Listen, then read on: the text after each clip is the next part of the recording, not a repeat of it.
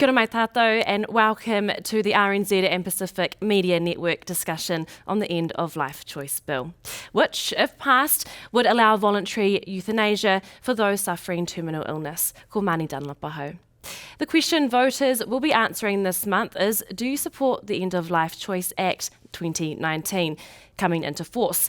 So what exactly does the bill allow for, and what are the caveats and constraints contained within it? Here's Eva Corlett. Under the status quo, people are suffering unnecessarily at the end of their lives or taking their lives earlier than they would otherwise. This is a safe, compassionate bill, act, and if it's passed, it will get the balance right. The bill is badly drafted, it is dangerous, and it does not include many of the safeguards that are routinely part of laws overseas. The euthanasia debate isn't a new one, and neither are the impassioned responses of those who are for and against. But this is the closest Aotearoa New Zealand has come to allowing assisted dying for the terminally ill. At this election, voters will also be asked whether or not they support the End of Life Choice Act coming into force. If the answer is yes, that will give people who meet strict criteria the option to ask for help to die with medical assistance.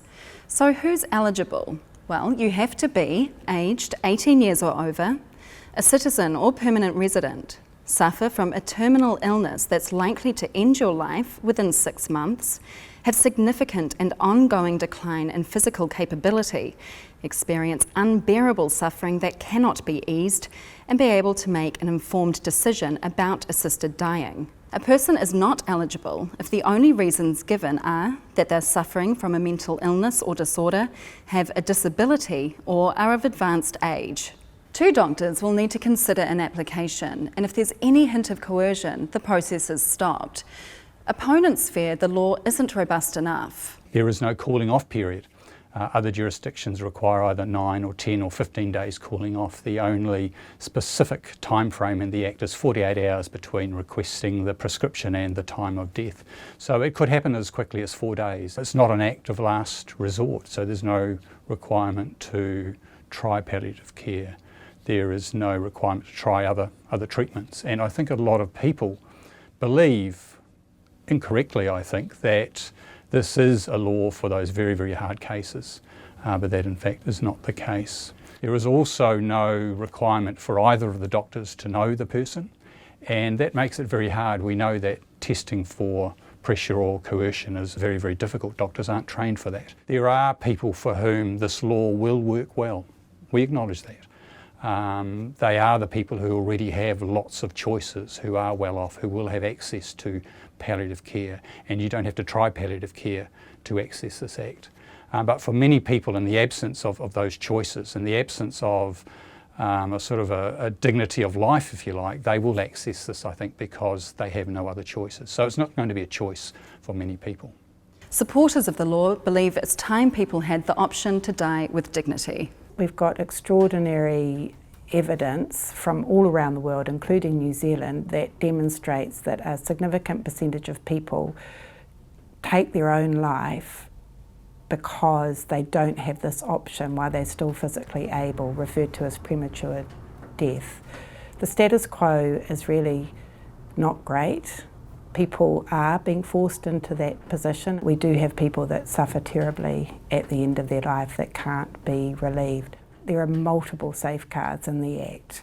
Right from the beginning, a doctor has to do numerous things that ensure that your choice is your own choice and that it's enduring. You're asked multiple times throughout the process. If there's even a suspicion of pressure, the whole process has to stop. The evidence from around the world demonstrates overwhelmingly that these laws are safe. There's a common set of eligibility criteria that have been put in place and processes that are quite similar in terms of the number of doctors that check. Our law has all of those things. While there are some differences, our requirements are probably some of the most rigorous, if not the most rigorous in the world. The law you'll be voting on has already been debated in Parliament and passed by a majority of MPs. If 50% of voters say yes in the referendum, it will become law within the year. So how are you going to vote? no mai auraki mai, and I'm joined by a tira of pretty impressive people to discuss this issue. From AUT, we have journalism academic Richard Pamatatau. Kia ora. Kia ora. We have Te Marae Kura, lawyer, advocate, ngā mea katoa, Dr Huhana Hickey. Kia ora, nau mai Kia koe. ora. And the National Director of Asian Family Services, Kelly Feng. Kia ora. Thank you for being with us. And University of Auckland Public Health Professor, Dr Collin Tukuitonga. Welcome. Thank you. Thank you so much for joining us here today. Richard, I want to start with you.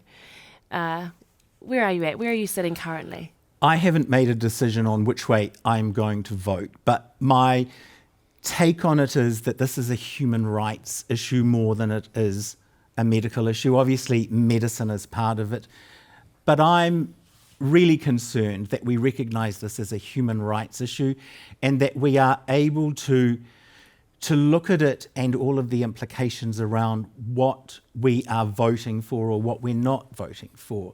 So it's fine if you are somebody who is a member of a powerful elite group, but if you're not, if English is not your first language, if you haven't read, as I have, the bill and looked at how it sits, if you're not talking to lawyers, and I am talking to friends in the legal fraternity, then you're not in such a good position to make an informed decision on what is really, really important. I don't have a view at the moment on whether it's good or bad. I do know that people in my family have benefited from assisted dying, but that's something that could be construed as illegal. So am I sitting on the fence? In some ways I am. I want to hear more.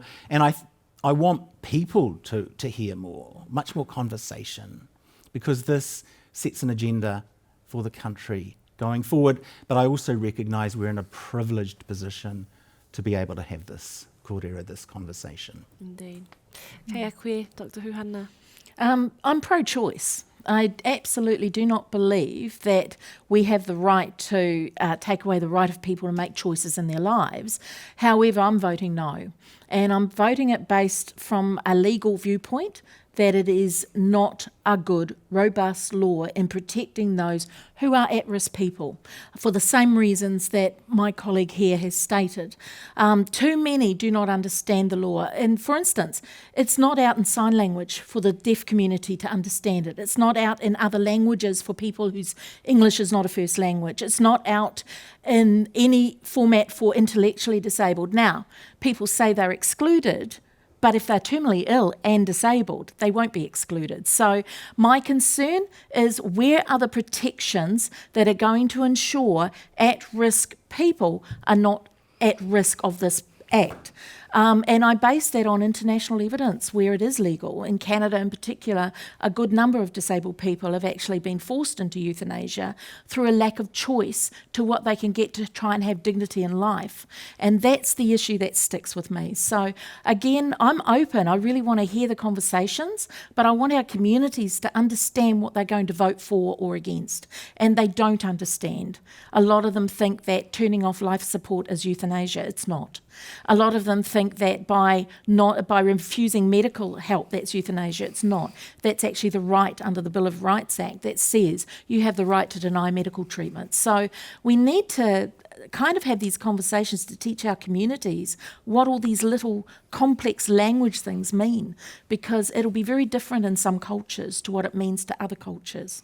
So that's where I'm sitting. Kelly, where are you? Yeah, I think I echo some of the doctor who already said. It's struggling bill, and I also believe that it's not something that our community, the whole Asian community, that's a definition over 34 ethnic groups in New Zealand. It's complex and it's large and it's diverse. Fully know what it is. And also, again, this bill hasn't been translated and heavily discussed in different language as well. And a lot of people, I think, is already kind of not knowing what exactly this bill is about. So we'll be quite struggling for making those decisions. And there will be a cultural context that people will have a lot of obligations and duties that they will feel guilt and all that as we have more conversation about. So I'm really thinking we're definitely needing more information and conversation about this, and which putting people in the center and the community in the center, which those can be translated and fully informed decision. Where do you personally sit on it? I haven't made up my mind, so I think I do respect some of my friends who are highly qualified and they kind of read the bill, they know English, and they kind of course, having their choice with dignity, and they want to have that choice. But I know a lot of people that I talk to and the community, vulnerable community we're working with, they haven't really know much about it, and things hasn't been translated. If you don't speak English or limited English, you don't get fully informed. I think people will be in the vulnerable position to make those decisions. Yeah. You should be a politician. You pivoted that one. And to you, Dr Collin Tukuitonga, where are you sitting on this? I'm old school. I took the Hippocratic Oath. I realized that medical institutions around the world are now changing the approach, but as I say, I took the Hippocratic Oath, and it influences the way you think about things. That aside, I think there are some fundamental problems with the Act, not with the issue at hand. Clearly, it's very important. And to me, the question is the Act, are there sufficient safeguards for the vulnerable? Because I suspect that the concern we have is that there will be wrongful deaths. Medicine is a science, but the application of medicine is an art. So there are two fundamental issues here. One about prognosis and the arbitrary 6 months, and I know there's variation 12 months for some other people. But prognosis is very difficult to predict with any degree of certainty. But the real one that concerns me the most is coercion.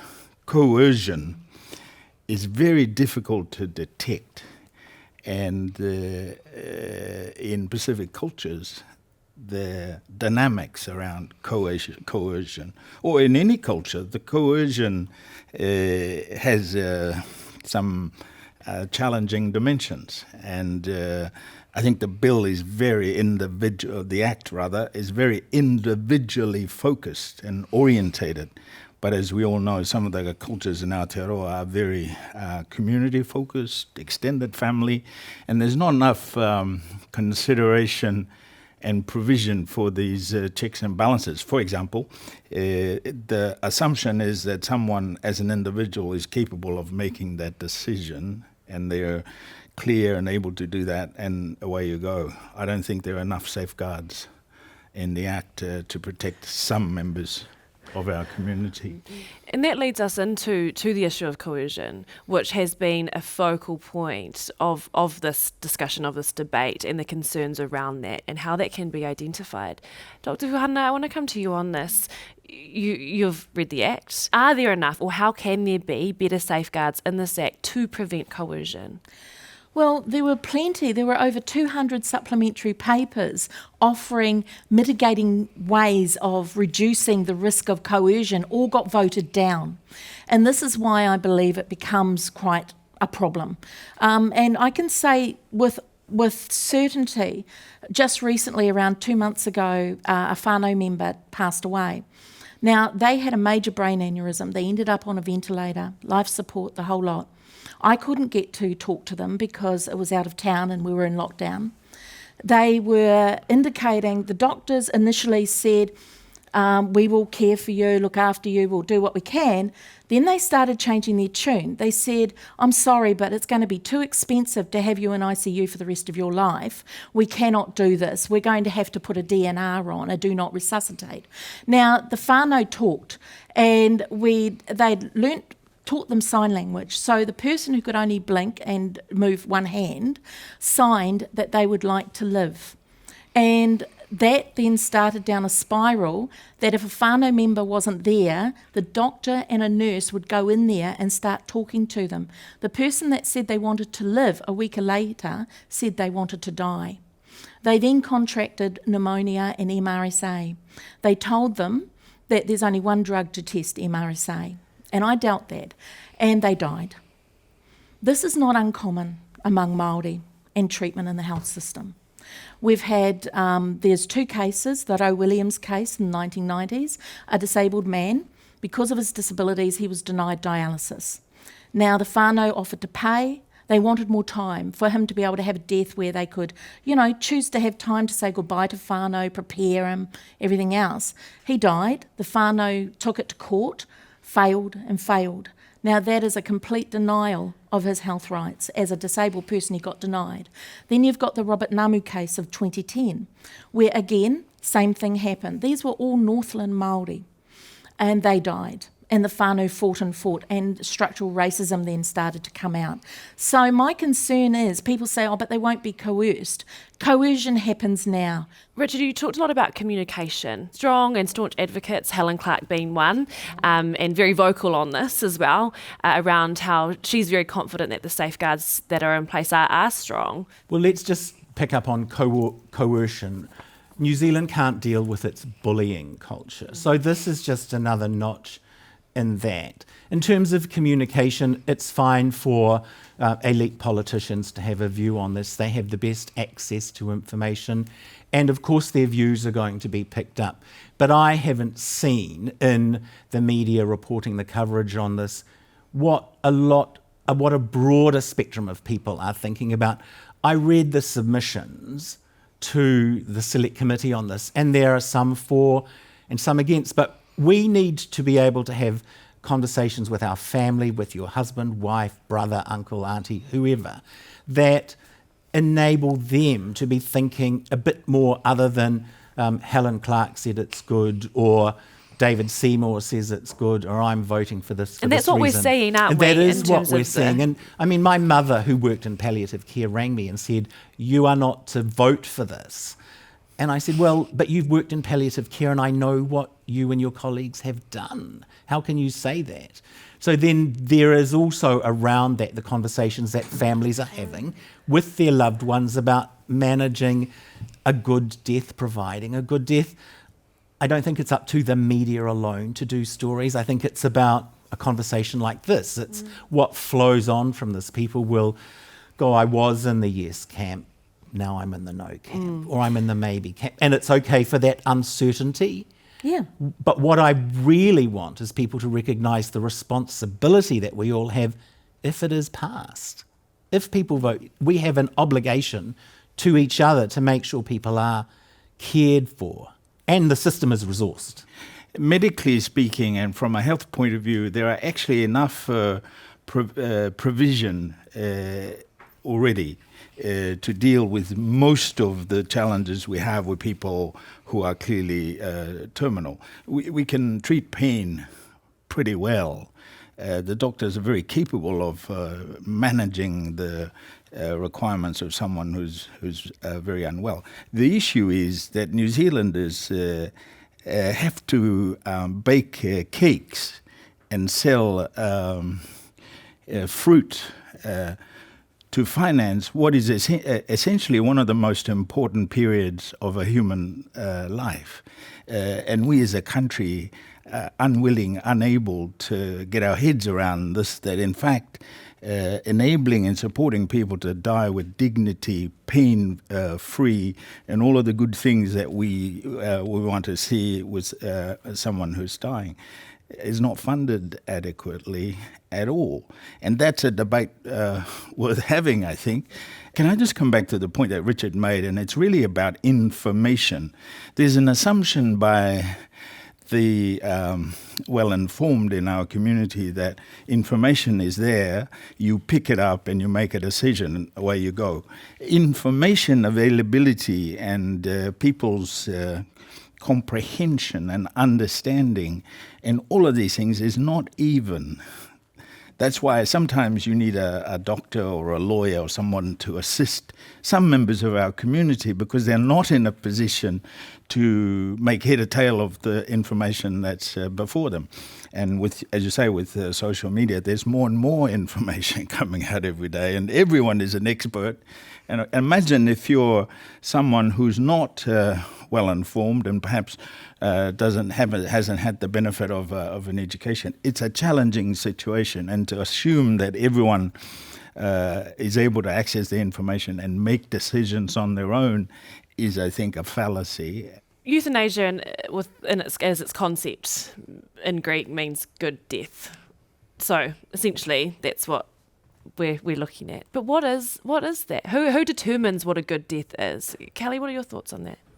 Yeah, I think I just want to touch base on some of our Asian cultures, like even I know death, and just talk about death is a taboo, and it's bring you bad luck and all that. And I know many countries, even within my family, we didn't talk about advanced care plan and all that in advance as much, because that's just something you just don't talk about it.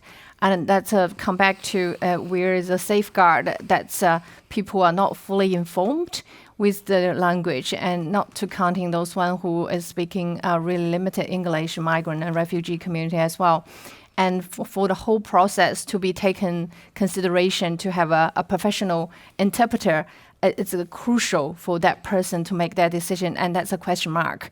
And the current health system, and there are a lot of times I see my own eyes interpreting translation as not accurate, and sometimes family member has been asked, even children has been asked to be the interpreter, which is definitely not appropriate at all, and not professionally. And then in this process, and that will be a challenging of the informative of the information and making that communication as clear as crystal. And again, in a lot of migrant family, they might not have a decision maker family members here in New Zealand. And what are the arrangement to really arrange that distant conversation to be made? Like, the extended family maybe in somewhere, and they need to be connected and to make those collective decisions. Those are all the, the challenge for the safeguard that I'm not sure about. I think it will be quite challenging for people to vote. Who else in the world has applied the similar law, and what community is it serving? Well, it's basically a very tiny percentage. It's the people that have the full and free ability to make choice. They've got money, they've had privileged lives, they've lived a good, healthy life, they love, they've got everything they've wanted. These are the people that are seeking it. But the people who are getting it, it's ironic. They talk about suffering, which is a very subjective emotive term, and it can often be misplaced. They also talk about it's about being a burden. Now, I went to see the Lucretia Seals case and the argument, and I'm a disabled person and I require cares, which means someone looks after me. Now, I'm not a burden to my family, and I refuse to be seen as that, and they don't see me as a burden. But that was Lucretia's argument. It wasn't about pain. It wasn't about suffering. For her, because this was a woman who was a high-powered lawyer, had everything at her feet.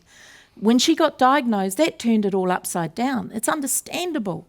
Then suddenly she doesn't want to go through what she sees would be pain.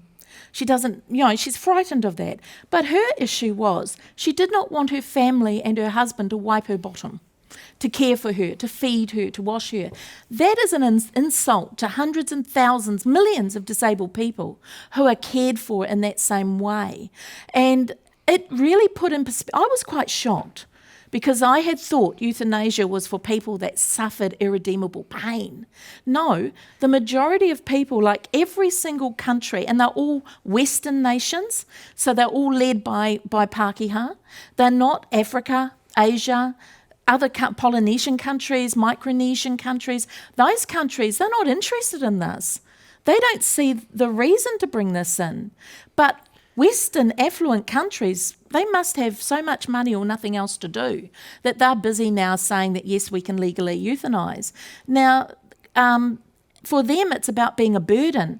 But the majority, they talked about, in the state of Victoria, they said, we're probably looking about 12 to 19 people a year, because those are the ones that have that severe suffering to that level. It's about 0.01% have that level of suffering that can't be relieved. But they've had over 300 already, and it's not even a year yet. But the other thing that we also have to say, and it's been my experience, there are good doctors, they're not so good doctors, same as there's good lawyers, not so good lawyers. Doctors make mistakes. It's not always precise. I know cases when the autopsies were done where they didn't have cancer, where they weren't terminal. Doctors get it wrong. So how do we balance that? If we're going to rush it, that someone says, you've got 2 months to live, so you qualify for euthanasia, and they decide in 4 days and they're gone. And then you find out after the fact that maybe it wasn't that, the doctors got it wrong. How do we reconcile that? Or how many wrong deaths do we accept before we accept that it's a flawed law? Many who support the bill, or who will vote yes, argue that the safeguards are strong. But Richard, when we look at the house system, and Dr. Huhana, you've talked about it, you just talked about it there, around the current house system and how it functions, who it serves. We have proven, recorded literature and Waitangi Tribunal reports that tell us that the house system is racist.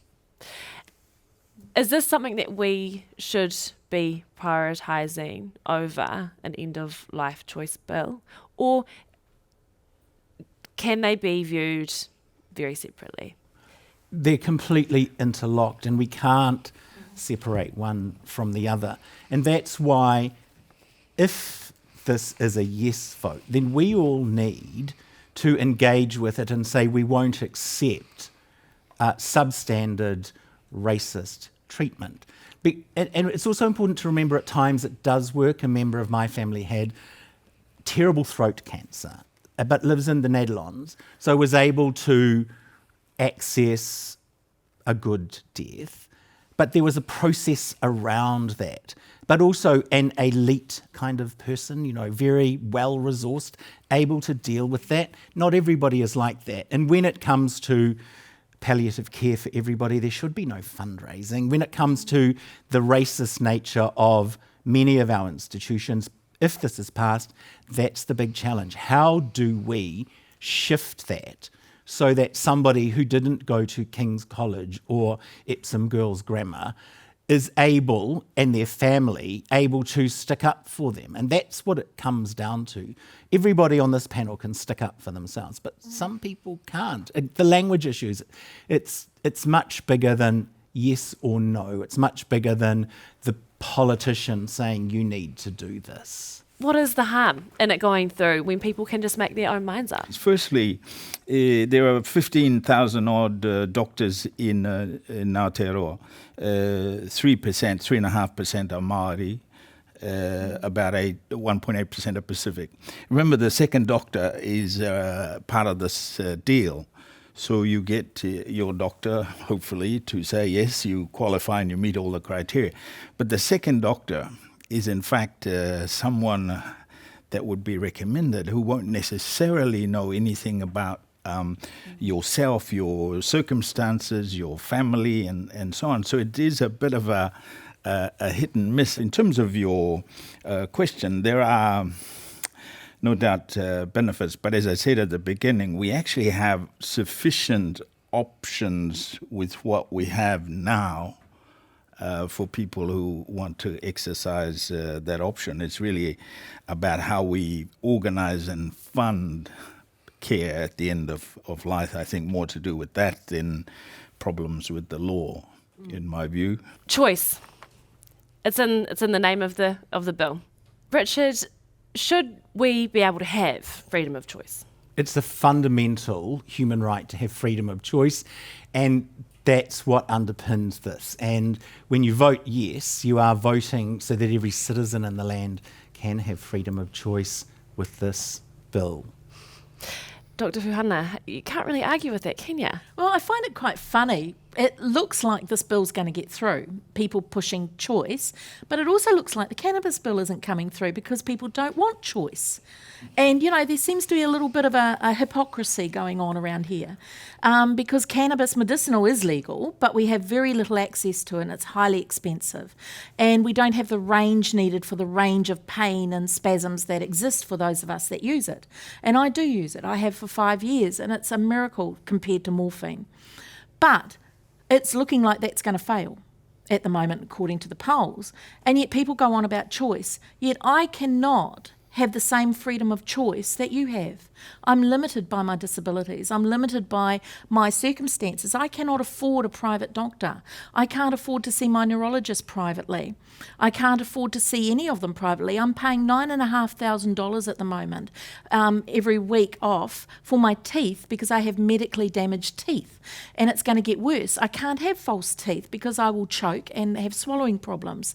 So, you know, I'm stuck with my choice, which is to keep me in debt permanently, to keep me pohara permanently, and really the choice is a fake one because I'll tell you why. Yes, I can make decisions. Yes, I am informed, and no, I do not want to make that choice for myself to end my life, but at least twice a week the pain is so great that I am crying on my partner's shoulder asking to have that end. And honestly, until the next day when I can take my doses, because I can't afford to take more than what I have, I'm in so much pain that I just want it ended. It's not that I want my life to end, it's that I want the pain to end. And we're living like this, and I will live like this for the next 50 odd years, or if I'm lucky to live that long, probably another 10. And that's the problem. We have a fake notion of what choice is. Everyone should have that same right to choice, but we've got people who are not equitable within our health system, who are not accessing health equitably. We've got people being abused and demeaned in our health system. And so if you want choice, how the heck are those people going to get access? We don't have it now. Kelly, you're on the fence here. What will it take for you to vote yes on this? I think, I mean, we talk about a lot on the choice. I think people need to be fully informed about the choice. And I agree with Dr. Hu on the family traumatized, because we're such a collective culture and a lot of migrants, they probably not necessarily have their extended family or decision maker to be here. And then if the decision be made, then it's going to be traumatized on their family member and the struggling. And I know some of the cultures look after your old adult. It's showing your love and giving at the end of the life. It's a process, and that's giving is clear your own, guilt and the sin that everything that you probably haven't been doing or done for that particular person, the one you love, and also the process of the whole family and the children impacting on the whole process as well.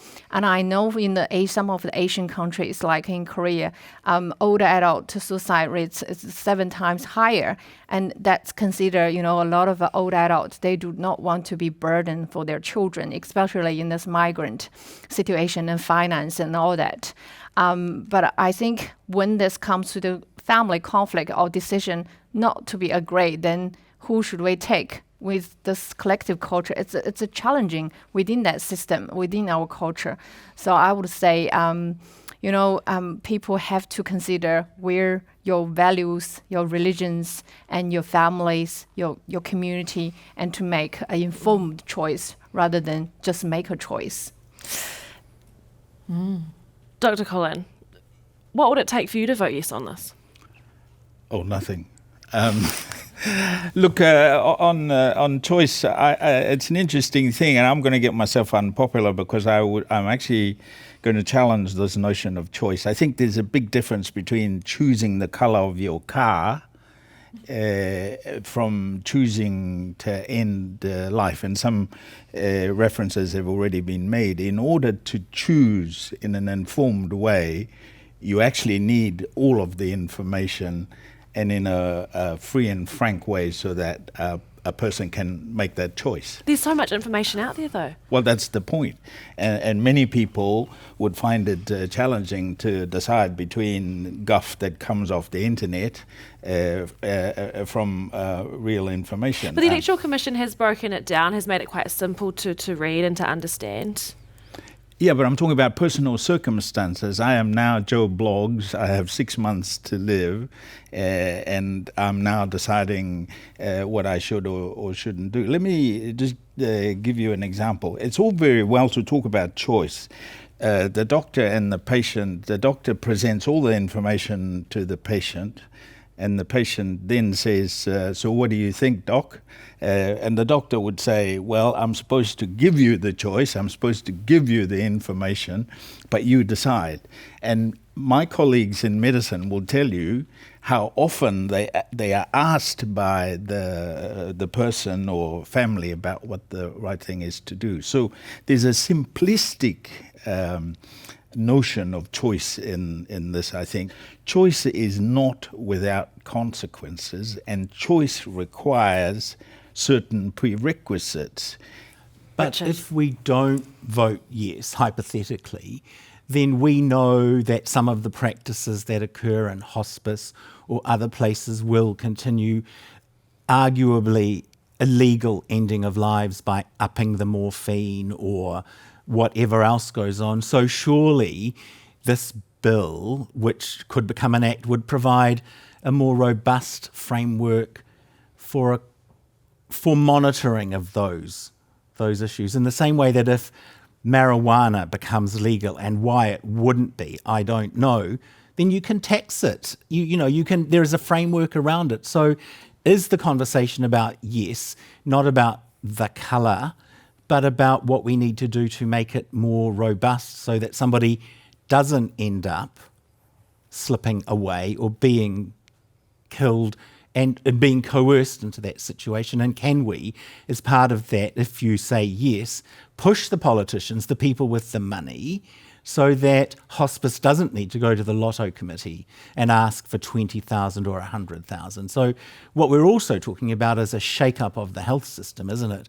And of the medical education system, and possibly of how we see ourselves as New Zealanders and what our expectations are to lead a good life and to have a good death. But this act doesn't change this point about coercion, Richard. You're saying we may need this act in place to make it explicit or to make it more people capable of deciding whether someone is being killed illegally. I'm not sure that follows, because we've just spent quite a large part of our discussion earlier on about how difficult it is to make a decision about when someone is being coerced or not. It seems to me that coercion is so challenging. Creating another law in order to try to overcome the weaknesses of what we have at the moment doesn't make sense to me. Could it not make it safer, though? But this is what people are saying. Oh, we can all fix it afterwards. No, you can't. It's a royal assent has already been given to this act, which means it's ready to go.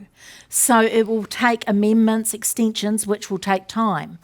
One of the issues that we need to be, looking at is the issue of coercion. We have one of the high rates of elder abuse. We have got only one piece of research ever, Taiarawhiti, which has ever covered anything around disabled and abuse.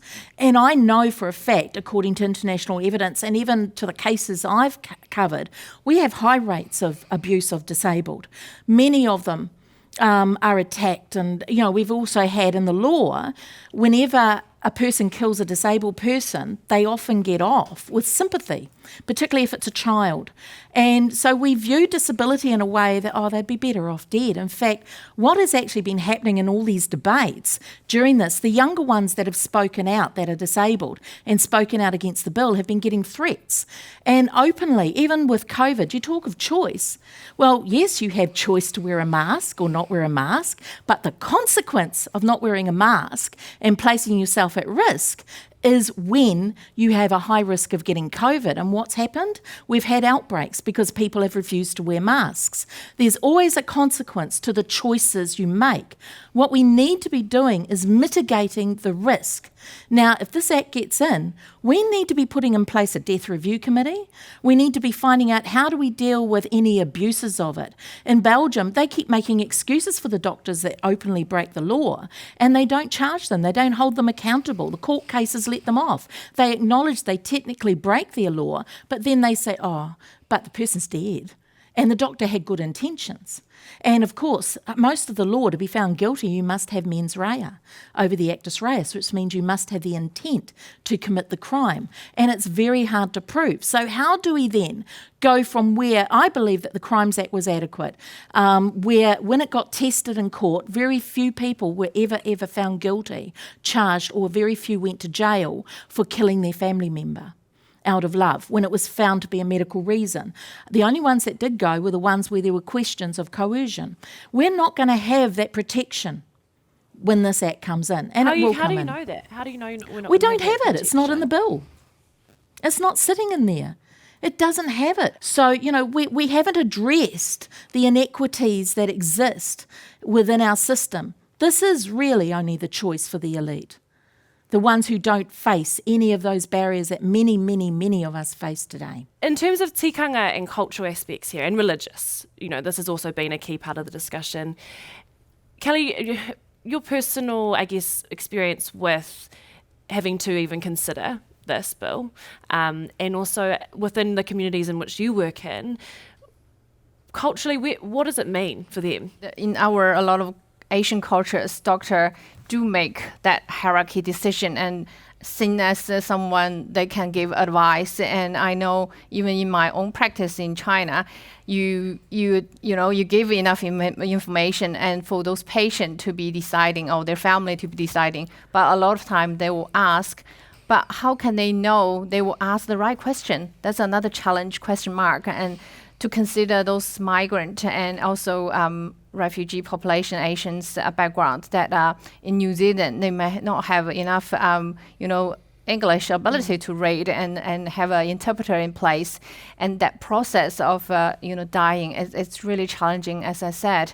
There will be, a conflict maybe sometimes within the family and the traumatized experience for someone who made that decision that need to be having a bit of wraparound support services.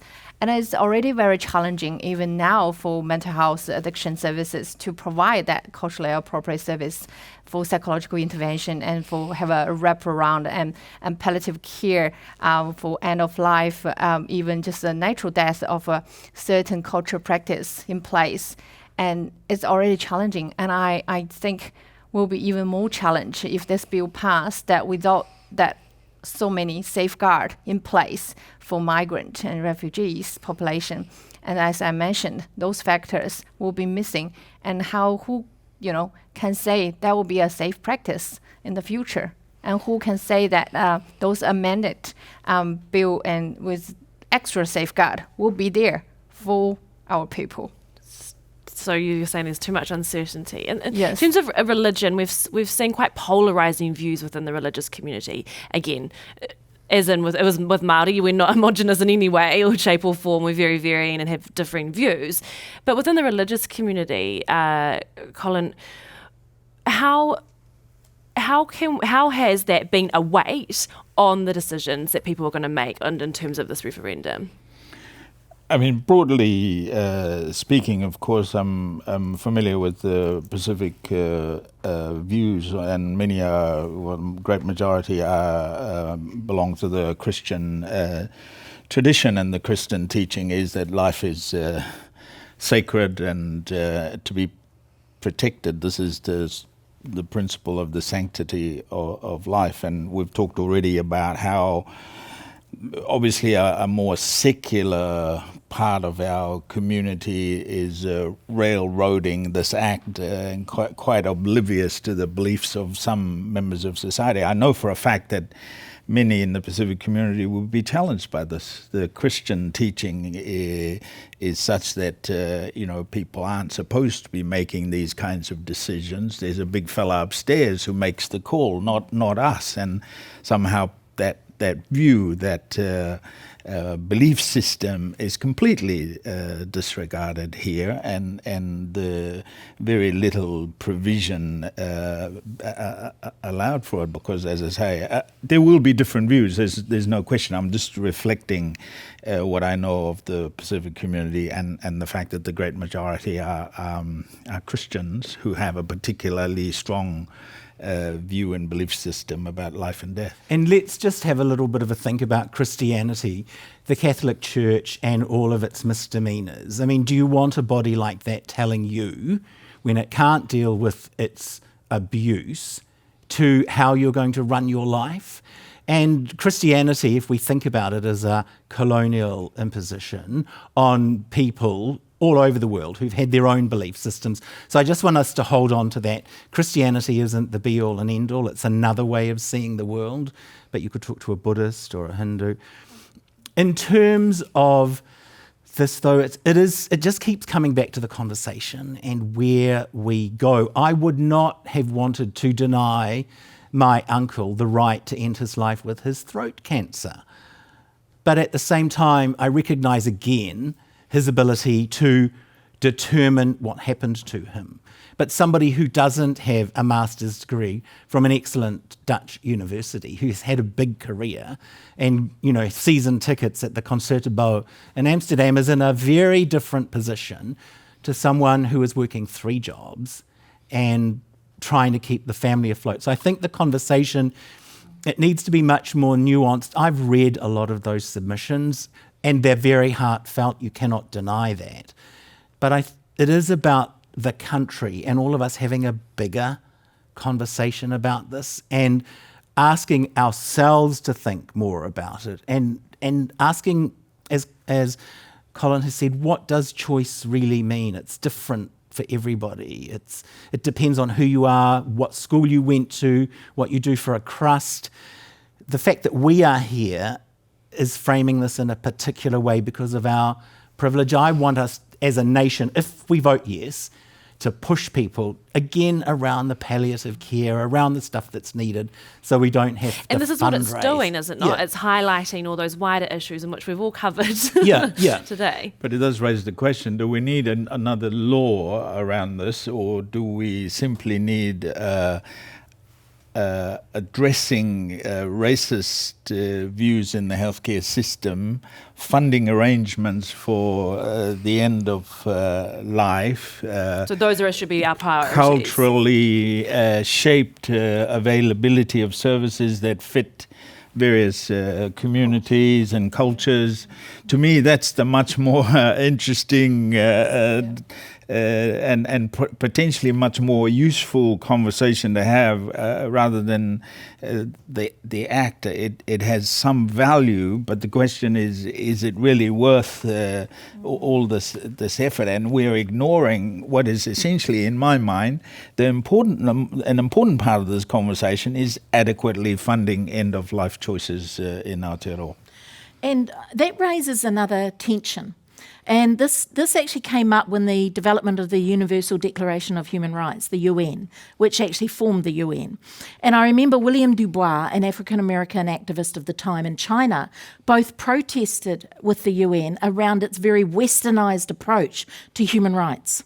And that was ignored. And as a result, we're talking many years later where we're still adding declarations, conventions to plug the gaps that were in the original declaration.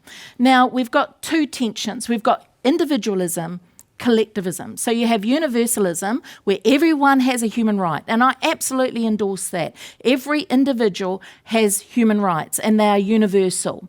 But we also have cultural relativism, which is basically cultural rights, collective rights. So, as a Māori woman, I have my rights as an individual, but as a Māori woman, I have an obligation of rights and responsibilities to my iwi, to my hapu, and to my whānau.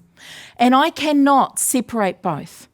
I have to find the balance between the two. And the balance between the two is we uphold the individual rights of everyone, like the rights of women to be equal, the rights of all ethnicities to be equal, of ages not to have discrimination, etc. But I also have this obligation to my community, and that is, and it's a bit like when you get your degrees. Yes, I got the PhD, but it was my community that held me up in that time getting it. So I have a duty back to them to ensure I use it with responsibility, and that's why I'm speaking out. That's why I'm raising the concerns I'm raising, because my community know that this is going to be problematic.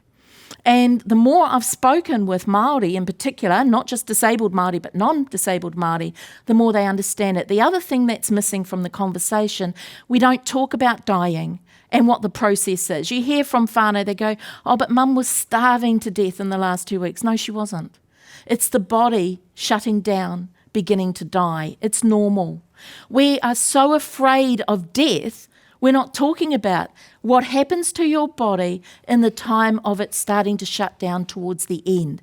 And then how do we mitigate some of the effects of that? The bottom line should be fully funding palliative care, making sure palliative care is culturally diverse in language, in identity, not just culturally diverse but disability diverse. Bring the bill out in all languages, including New Zealand Sign Language and Easy Read. Recognise that disabled people have terminal conditions too.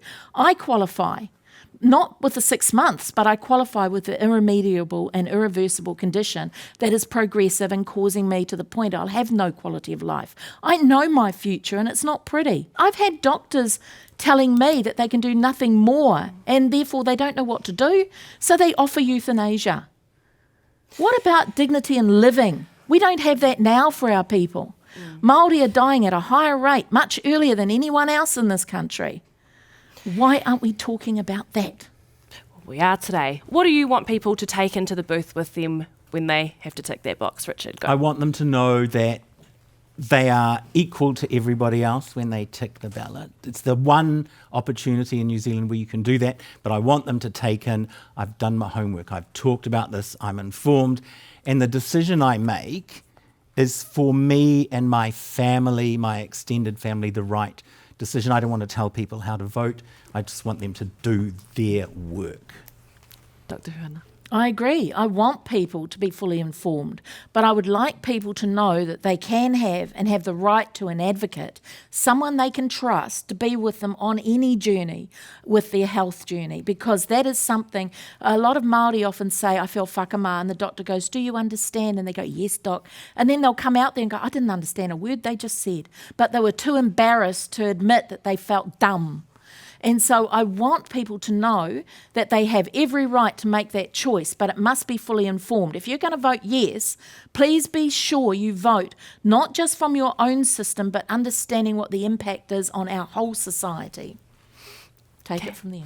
Kelly. Similar message. I think I wanted the community to be fully informed. If you can't read it in English, and I think find someone who understands English and you can trust, talk to them, and have to put it in your content of where you come from, your religion, your culture, your community, and it's the right decision. You're going to tick which box, and I think that's your right to say it. Or like the others, the question I'd like people to take with them is, will this act protect the vulnerable? That's the question. I've already declared what I think, so I hope that doesn't influence people too much. But that's really the question about the act, I think, does it have sufficient safeguards to protect the vulnerable? O nei te mihina nui ki tā tātou pai kōrero, e pāna ki tēnei kaupapa. A big thank you to our panellists for some really interesting and robust discussion. You can visit our website, rnz.co.nz. We have plenty more content on there so that when you go on voting day, you can make an informed decision. A big thanks and mihi to the Pacific Media Network for hosting this tautohe tohe. Ko Māni Dunlop. Ahau, kia tau te Māori. Hei kona.